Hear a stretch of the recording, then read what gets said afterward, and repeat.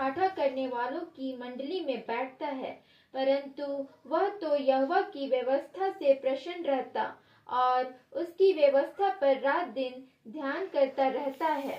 वह उस वृक्ष के समान है जो बहती नालियों के किनारे लगाया गया है और अपनी ऋतु में फलता है और जिसके पत्ते कभी मुरझाते नहीं।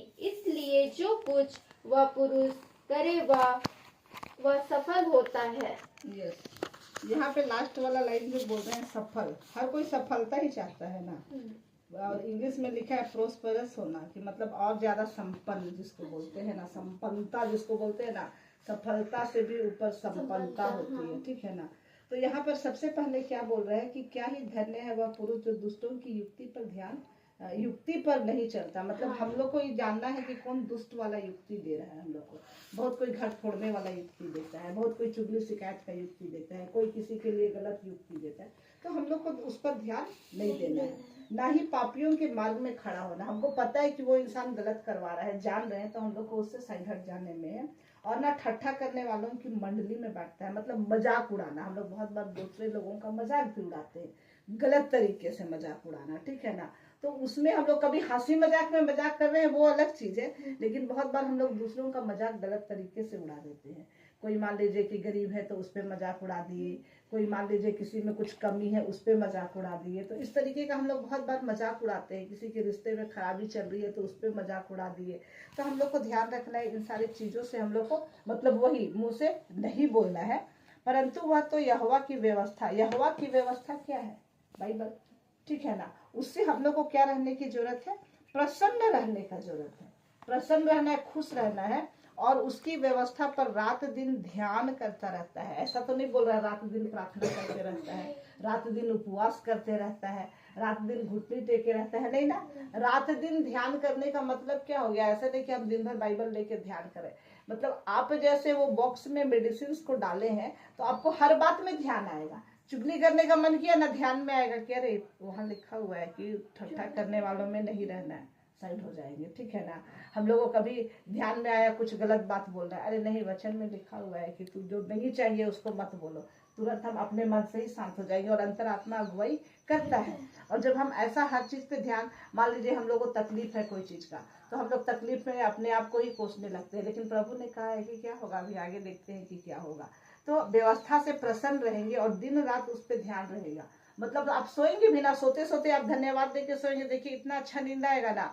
और सुबह जब प्रभु टाइम से उठा भी देते हैं, वो वाला बहुत अच्छा। नहीं तो बहुत बार सोते सोते लोग बहुत चिंता में सोता है, ठीक है ना, बहुत ज्यादा मतलब डिप्रेशन में सोता है, उसको रात भर नींद भी नहीं आती है ढंग से, वो कितना परेशानी रहता है। लेकिन प्रभु को धन्यवाद दे के सोइएगा, धन्यवाद दे के उठिएगा, तो आपको नींद मतलब ना इतना मस्त वाला नींद आएगा ना। हमको तो 9:30 के बाद 10 बजे के बीच मतलब 5 मिनट के अंदर बेड में गए और उसके बाद एकदम नींद बहुत अच्छा आएगा। मेरी माँ हमको हमेशा बोलती, ये तो सोती है तो लगता है घोड़ा बेच के सो रही है। बोले ना, सोना है तो घोड़ा बेच के सोना चाहिए, टेंशन में क्या, कोई कुछ ले भी जाएगा तो पता नहीं चलेगा। तो हम बोले प्रभु देखने वाला है ना, कोई चिंता का बात नहीं है, सो जाओ।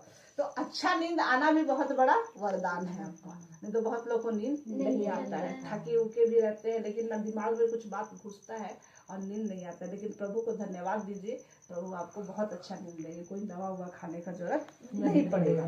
और वहां पर बोल रहे हैं तो फिर क्या होगा, जब हम प्रभु की बातों पर ध्यान देंगे, उसकी व्यवस्था पर ध्यान करेंगे, मनन करेंगे, तो लिख रहा वह उस वृक्ष के समान है जो बहती नालियों के किनारे लगाया गया है और अपनी ऋतु में फलता है और जिसके पत्ते कभी मुरझाते नहीं।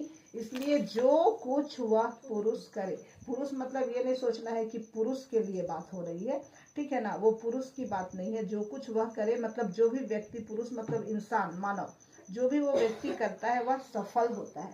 तो सबसे पहले हम लोग उस बहती वृक्ष के नाले के किनारे, हम उस चीज को, हम अपने घर में चापाकल हम लोग का जहाँ पे टंकी बैठा हुआ है ना, तो वहां पर हम बहुत मनन करते हैं। वहां पर वो आसपास में पानी सब तो गिरता है, तो कितनी बार वहां काट दिया जाता है, बढ़ जाता है, काटा, फिर तुरंत में हल हल मतलब हरा भरा हो गया।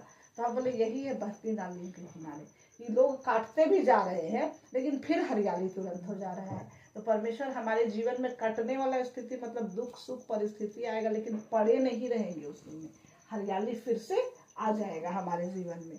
और बोल रहा है अपनी ऋतु में फलता, और हर ऋतु में हम लोग कोई चीज को रोकते हैं। अगर पेड़ वेड़ है तो उसमें ऋतु का इंतजार करते हैं ना। आम है तो अभी सब लोग अपना अपना आम का पेड़ को ताकेगा, फिर जामुन है तो बरसात में जामुन को ताकेगा, बेर है तो अभी थोड़ा देर पहले बेर, मतलब ऋतु का इंतजार रहता है और वो ऋतु में फलेगा। मतलब हम लोग भी फलेंगे जब हम लोग काम करेंगे ना। मान लो अभी जैसे कि एग्जाम का तैयारी कर रहे हैं तो ऋतु में फलने का मतलब क्या हुआ, रिजल्ट, ऋतु में फलना हुआ।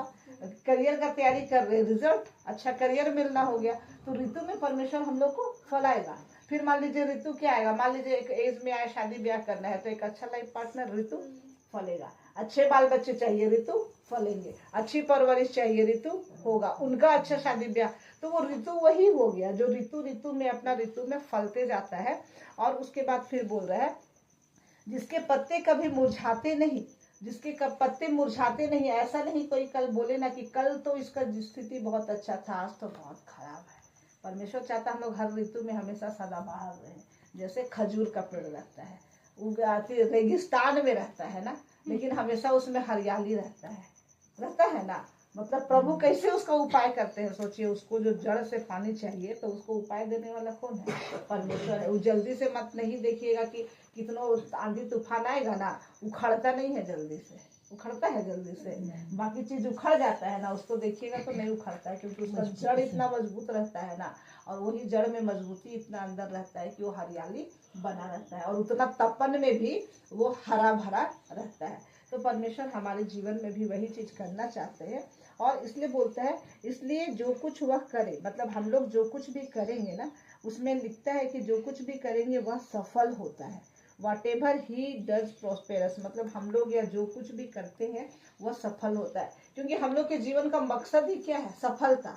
खाना भी बना रहे हैं तो सफलता क्या है कि अच्छा खाना बने। घर की सफाई कर रहे हैं तो सफलता क्या है कि अच्छा से सफाई हो। पढ़ाई कर रहे हैं तो सफलता क्या है, अच्छा रिजल्ट मिले, करियर अच्छा। हर कोई तो सफलता ही चाहता है, कोई व्यक्ति नहीं चाहता है कि उसको जीवन में सफलता नहीं मिले। हर चीज में सफलता चाहिए, और परमेश्वर ने वचन में कहा भी है कि वो सफलता मिलेगा।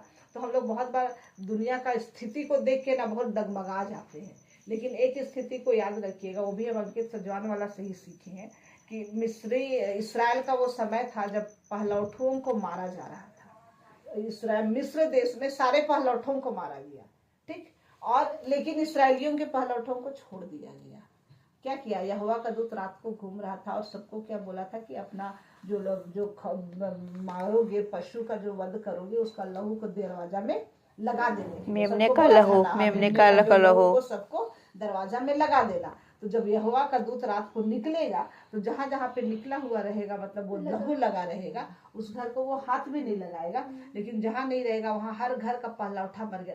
जस्ट एकदम इमेजिनेशन सिर्फ 2 मिनट के लिए कीजिएगा, थरथरा जाएगा आत्मा कि हर घर का पहलौठा क्या हुआ, मर गया। और सिर्फ पहलौठा आदमी लोग, बच्चा लोग ही नहीं मरा, मतलब जानवर का भी पहलौठा, जो भी जिस चीज का पहलौठा पहला चीज था ना, सबका उस रात को कत्लेआम कर दिया गया। मतलब यहोवा का दूत जो है, तो सोचिए चारों तरफ कितना हाहाकार मचा हुआ था, ठीक है। लेकिन वही एरिया में प्रभु का जो लोग था वहां पे नहीं मारा गया था, उनके घर में जश्न मनाया जा रहा था। क्या बोला था, मछड़ा को मारना था, पका के खाना था, साग को खाना था, मतलब जश्न मन रहा था।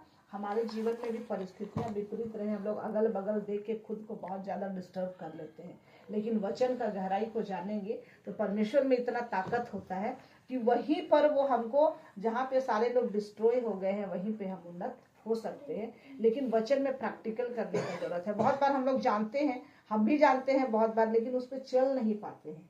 तो चलने का जितना हम लोग प्रैक्टिस करेंगे ना, उतना ज्यादा हमारे जीवन में अबंडेंस आएगा। परेशानियां आएंगी, दिक्कतें आएंगी, लेकिन वचन को उस वक्त नहीं छोड़ेंगे तो परमेश्वर क्या करता है, उसी में हम लोग को उठा देता है। और जब उठाएगा ना, तभी बोला जाता है कि अरे बाप रे, इतना दिक्कत में भी मतलब ये हिम्मत नहीं हारा, मतलब वचन को नहीं छोड़ा, आज देखो इसका जीवन में कितना संपन्नता है। तो वो सारी चीजों को हम लोग को वचन पे ध्यान देना है।